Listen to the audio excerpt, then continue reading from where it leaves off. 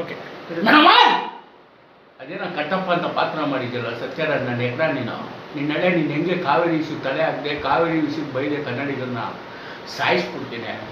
ನಾವು ಯಾರು ಗೊತ್ತಾ, ಪ್ರೀತಿಯಿಂದ ಕೇಳಿದ್ರೆ ನೀರು ಕೊಡ್ತೀರಿ, ಇಲ್ಲ ಅಂದರೆ ವಿಷ ಕೊಟ್ಬಿಡ್ತೀರಿ. ಹುಷಾರಾಗಿರೋ. ನಿಮ್ಮ ಬಾಹುಬಲಿ ಪಿಕ್ಚರ್ ಕರ್ನಾಟಕದಲ್ಲಿ ರಿಲೀಸ್ ಆಗೋದು ಬಿಡ್ತೀರಾ?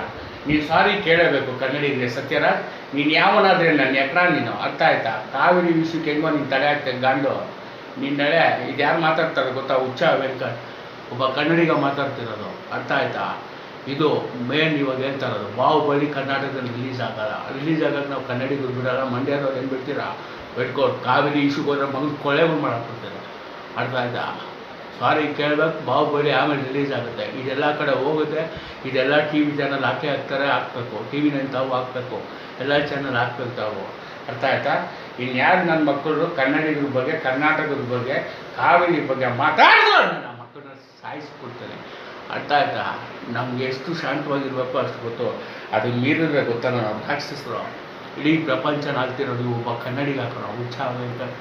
ಇಡೀ ಪ್ರಪಂಚ ಆಳೋನು ನನಗೆ. ನೀನು ಯಾವ ಲೆಕ್ಕಕ್ಕೆ ಬಾಯ್ ಫ್ರಮ್ ದಿಸ್ ಪರಿಸರ ಹುಚ್ಚ ವೆಂಕಟ್ ಹೆಸರು ಜ್ಞಾಪನ ಇದೆಯಲ್ವಾ? ಜ್ಞಾಪನ ಆಯ್ತು.